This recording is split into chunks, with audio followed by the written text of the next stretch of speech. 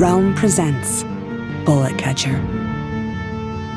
Season 1, Episode 12.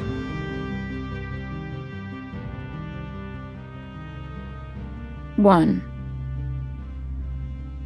I wake on the thin cot of a jail cell. It's sometime between midnight and dawn, and the cell is deathly cold.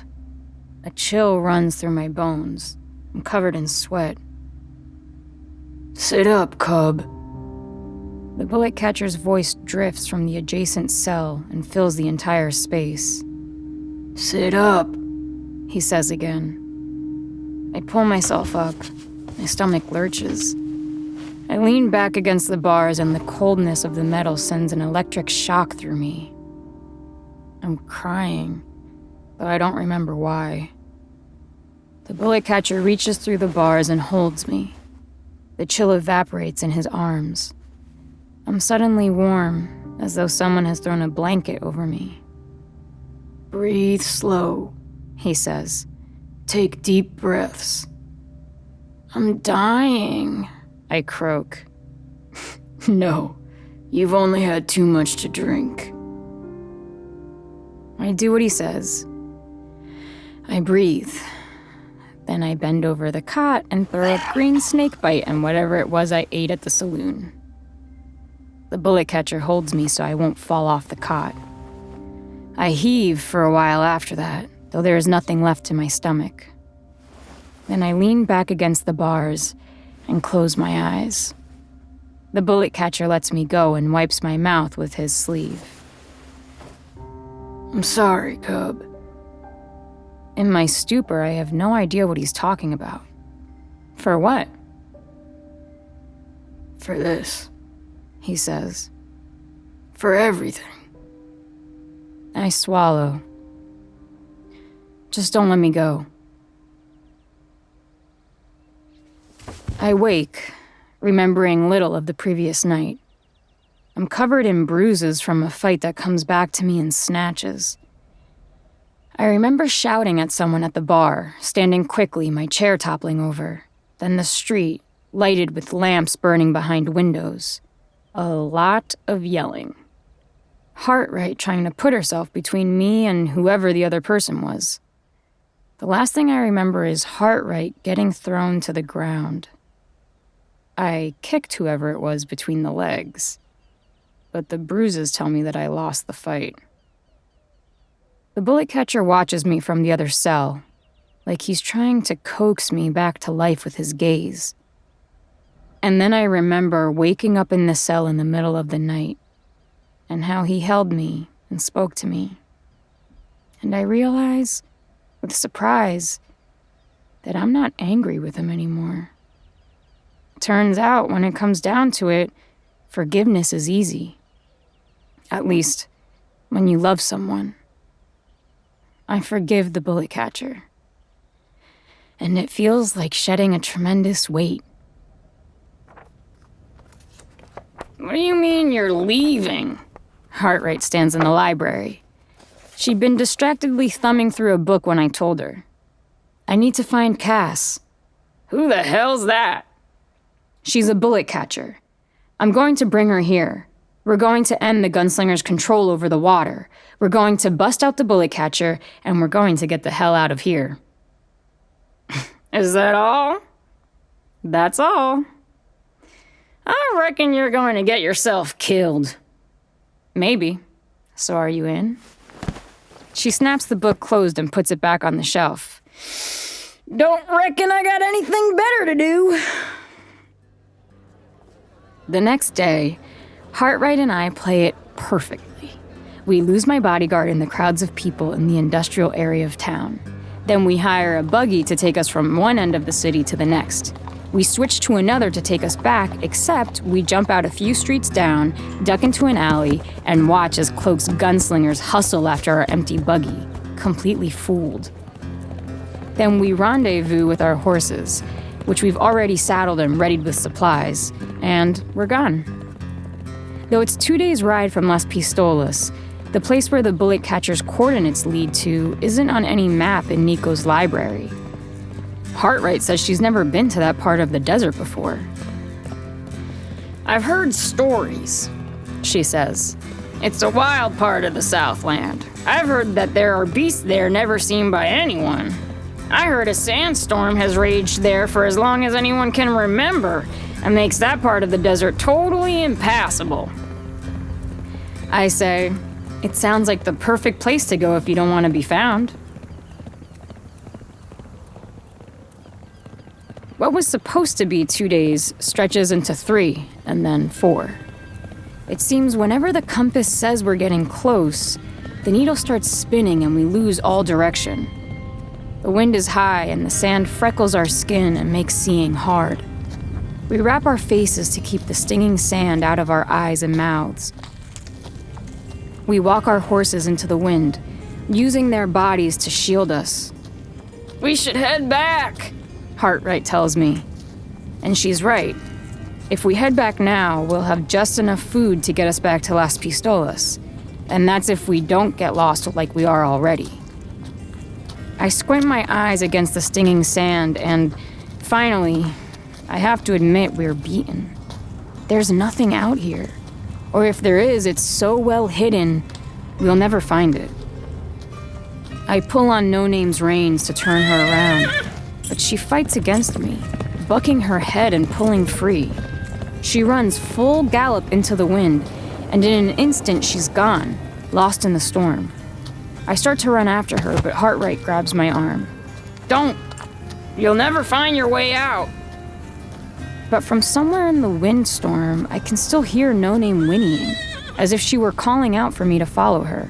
"I can't leave her!" And I press on into the wind. We soldier through the sand. It gathers higher and higher, rising above my ankles and my knees. And then it's waist high, and I feel like I'm trudging through mud. But we're getting closer to No Name. I can hear her like she's right in front of me. So much so that I reach out to touch her and fall forward through the sand, over the lip of the dune and down the steep far side. No sooner do I cross over the top and begin to fall than the wind stops. I slide to the bottom, exhausted, my skin stinging and my body aching. I look up and watch Hartright sliding down the side of the dune with her horse in tow.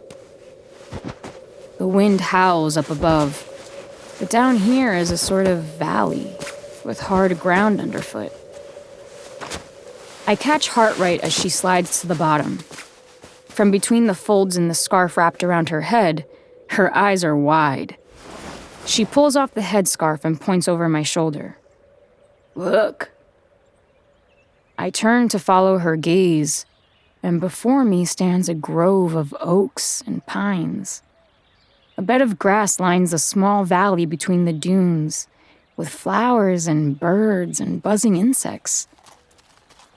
No Name reveals herself from behind the trees and shakes sand from her mane. I run to her and throw my arms around her neck. "You reckon this is it?" asks Hartright. "It's gotta be." She peers into the dark grove of trees. "I guess we're heading in there," she says, and draws her pistol. "What are you doing?" "Young'un, I know we come in peace and all, but you don't get as old as I am without taking precautions." "Put it away. We need her help, not a fight." Carefully, we proceed into the trees. The place is alive with sounds I once knew but had forgotten. They are the same sounds as the woods on the mountain where the bullet catcher and I once lived. The foxes and deer come right up near us as we pass through, unafraid of people. It's beautiful, but I can't help feeling uneasy.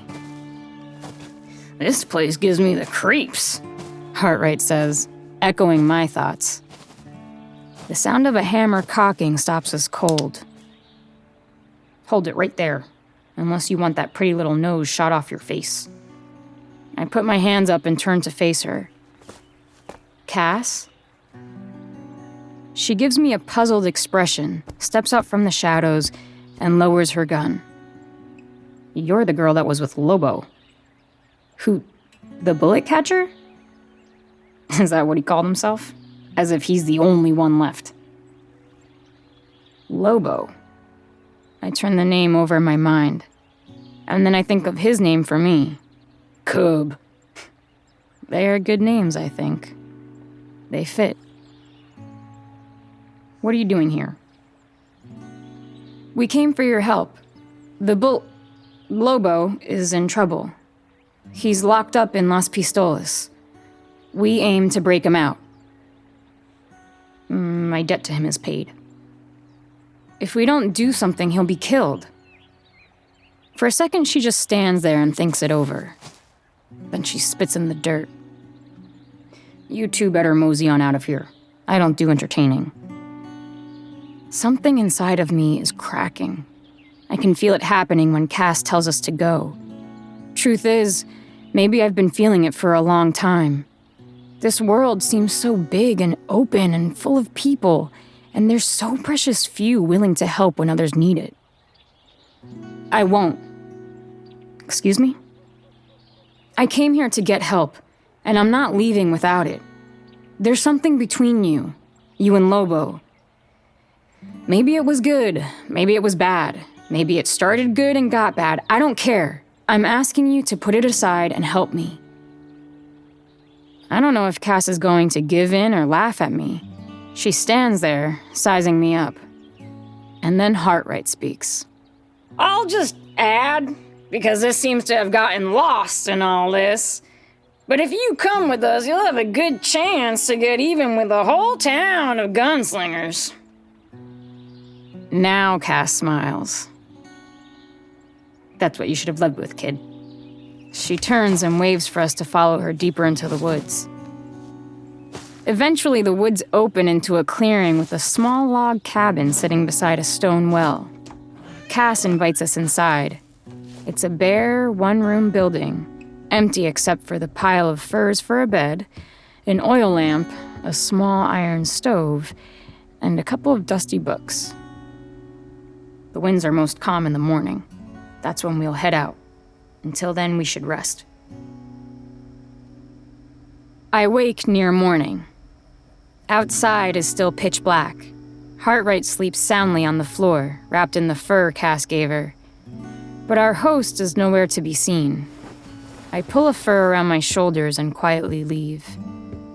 The storm is quieted, and the moon shines down on the hidden green valley. Cass kneels before a tree at the edge of the clearing. A chill wind blows through the wood. There isn't a sound, not even the wind. I approach her slowly, my curiosity getting the better of me. Can't sleep, she says, still not turning. I'm an early riser. When I come up beside her, I see that she's crying, and I think I must be dreaming. You never seen tears before? She says. I just didn't expect a person like you to be crying. She nods. I can give that impression. She points to the tree. There's something carved there. It reads, Alejandro, my darling. My son, she says. Killed in the fighting, like all the others. All the others? That's when I look around at the trees and I see that on each one is etched a name. It's good you're seeing it before we head off. This is what you have to look forward to when you start a war. Then why go with us? She wipes the last tears from her face and presses her hand against the name carved into the tree. That's why. A few hours later, with the winds low, we ride out of the oasis with supplies enough to get back to Las Pistolas, and saddlebags full of Cass's homemade dynamite. More than enough to blow a hole in the jail, bring down the factory, and take out the pump station.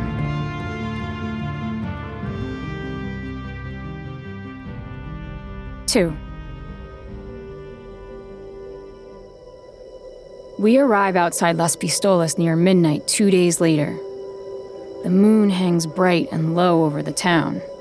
It's a bad night for going unnoticed. But it doesn't matter anyway, because everyone has gathered in the town square where a wood platform has been erected. The mob around the platform is illuminated by a constellation of torches, dotted here and there. 4 figures stand atop the platform: Nico, Cloak, Lobo, and an executioner, hooded in black. Shit. Heartright drawls, giving voice to the same thought running through my mind. This is perfect, Cass says. I shoot a hard look in her direction, but then I catch her meaning. Everyone's attention is drawn to the execution. Perfect time to set the dynamite. I ride in on my own, while Heartright and Cass circle around to the industrial district on the far side of town. The plan is simple. I intervene in the execution, cause a disturbance, and while everyone's attention is on me, they blow the factory and the pump station. Only thing is, I have no idea how I'm going to do it. As I approach the stage, I can see Cloak at the front of the platform, addressing the crowd, but he's too far away for me to hear. Lobo stands with the noose around his neck. The executioner is beside him with his arms crossed, and Nico stands to the side, his head bowed slightly. The crowd roars. Cloak has finished his speech.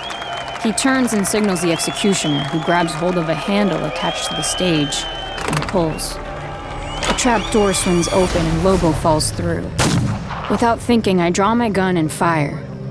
The bullet sings through the rope before it snaps taut, and Lobo falls to the ground, unharmed. The crowd turns in my direction like a single being with 1,000 eyes, all trained on me. There's nothing for it now. I holster my gun, give No Name a little kick, and push my way through. The people in the crowd part to let me pass, but they don't stop staring.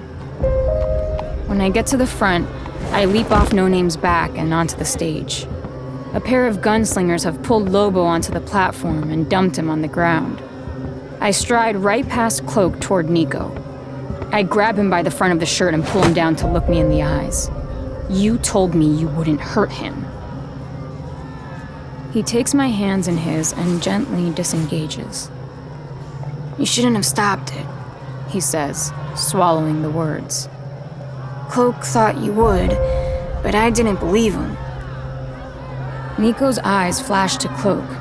A pair of gunslingers come up behind me and pin my arms. They take my guns and lead me from the stage, standing on either side of me just in case I decide to make a run for it. And they pick up Lobo and bring him with us. The gunslingers follow us like a trail of ants. We make our way down the torch-lined streets until we arrive at the entrance to Nico's club. As we enter, Cloak turns around, thrusts his arms in the air, and announces, There's nothing to see here. Go on now. The crowd grumbles. They wanted blood. That's what they'd come for. But then Cloak closes the door and shuts out the world outside. They lead us through the dining rooms, deep into the building. The doors open into a disused room. Unlike the rest of the place, this room is in disarray. Sheets are flung over the furniture, the wallpaper is peeling, and everything is coated in a layer of dust. A bookcase is built into the far wall, lined with dusty tomes. Nico selects one of the volumes. A dull, unlatching sound echoes from behind the wall, and the bookcase swings open, revealing a flight of stairs leading into a dark stone cellar. The cellar is cluttered with racks of bottles of wine and whiskey and snakebite. At the far wall, we step in front of a bottle rack. Nico reaches for one of the hundreds of snakebite bottles on the rack and turns it counterclockwise until there's a click from behind the wall. Another hidden door swings open. My hands move to find the comfort of my guns, but of course they're not there. I've grown used to going for them at the first sign of trouble. The passage leads to a small room with shining gray stone walls. Candles melt on the floor and narrow ledges, throwing cold light onto the floor and ceiling. 2 chairs are set around a small square table, like a butcher's block, in the center of the room. The flickering light licks across the crimson stains splashed along the top of the table. On one of the chairs sits a closed briefcase, somewhat like a doctor's traveling valise. When I see it, my blood runs cold. I struggle to break free of the gunslingers on either side of me, but they're too strong. I'm trapped. They push me inside and the secret door ratchets closed. They dump Lobo in the corner, and one of the gunslingers draws his gun and presses it against his head. Nico turns me toward him and throws his arms around me. I'm so shocked I think I jump a little bit. He doesn't let go for a long time. The air in the small underground chamber is cold, and he trembles slightly. "I'm sorry it's come to this," he says. "But you betrayed me. You betrayed the oath of the gunslingers." He looks around the room. "This is a special place," he says. "This is where you make the best gunslingers faster, better. But you're here because you need to learn a lesson. Nico, you're scaring me. You don't have to worry. Cloak and I will watch over you while you heal, and when it's over, we will have forgiven you." "What do you mean while I heal?" I peer over his shoulder at Cloak and the other gunslingers, darkly dressed with hats pulled low over their eyes, and a cold animal fear grabs me by the heart. Nico holds my right hand in his, running his thumb over the ridges of my knuckles. "Nico," I whisper, pulling him close. "Please, listen to me. Let's talk. Before anything happens that you can't take back, let's talk. Just the two of us. Right now." "We will talk afterward. I promise." He is pale, and his eyes are bruised like he hasn't slept in days. He raises his shooting hand and pulls off the glove. His hand is gnarled. His trigger finger has been surgically removed, like the man's in Los Cazadores who challenged Lobo. Everything, the skin, the muscle, the bone, down to the knuckle. In its place, a mechanical finger has been surgically implanted. The skin of the finger is shaped from coiled wire that bends like a compressed spring when he flexes it. His flesh, stripped to the knuckle, is a burned pink color. The skin's been peeled away from the back of his hand, and the contents dissected, removed, and replaced. "2 incisions," he says. "One along the back of the hand to allow for the amputation of the bone and muscle, and then another around the circumference of the finger at the knuckle. We've developed a special instrument that removes the whole finger in a single clip." "Please, Nico, don't do this to me. I don't want it." I struggle in the gunslinger's grip. I force down panic. "You won't get it," he says sadly. "I'm sorry, Imma, but after everything you've done, you can't be a gunslinger." Cloak steps up, grabs me, and pushes me into the chair. "We're not going to give you this gift," he says. "We're just going to take your trigger finger." "We'll tell the people that you were excited for the surgery, to show your loyalty to the gunslingers, but that it went wrong and we couldn't save your finger." Now the tears are starting to fall. I can't keep them back. Nico bends down and cups my cheek in his hand. "This is how it has to be, Imma. I'm sorry. You'll still be welcome to stay. Nothing else has to change. You'll be treated like a queen." "You told me you'd never let anybody hurt me." "It will only hurt for a moment. I promise." One of the gunslingers grabs me by the wrist and pulls my hand to the center of the butcher's block. Cloak sits in the chair opposite, and from the valise produces a device that looks like a pair of large pneumatic pliers. Nico kneels beside me and puts his hand on my back. "It'll be over in a flash." I don't look at him. I stare straight at Cloak, trying not to blink, trying not to show how utterly terrified I am. He fits the device over my trigger finger and screws it closed. All he has to do is squeeze the handle. "Deep breath," he says, and squeezes. Pain shoots through my body, seizing my muscles and my voice. Nico holds me down in the chair so I don't struggle away. It feels like the device is peeling my skin and flesh away, layer by layer. Someone is screaming, and it takes me a moment to realize that it's me. I feel the world fading away. First, the smell of that dark, hidden room, then the color, then my sight entirely. And just before the world blinks out and all sound with it, I hear, deep in the distance, the low rumble of explosions.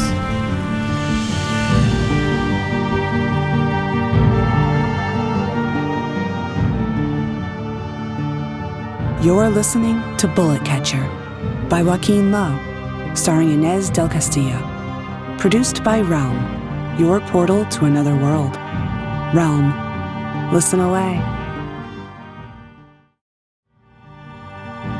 Bullet Catcher is written by Joaquin Lowe. It is produced by Lydia Shama and executive produced by Julian Yap and Molly Barton. Voice direction, sound design, editing, and original musical theme by Amanda Rose Smith.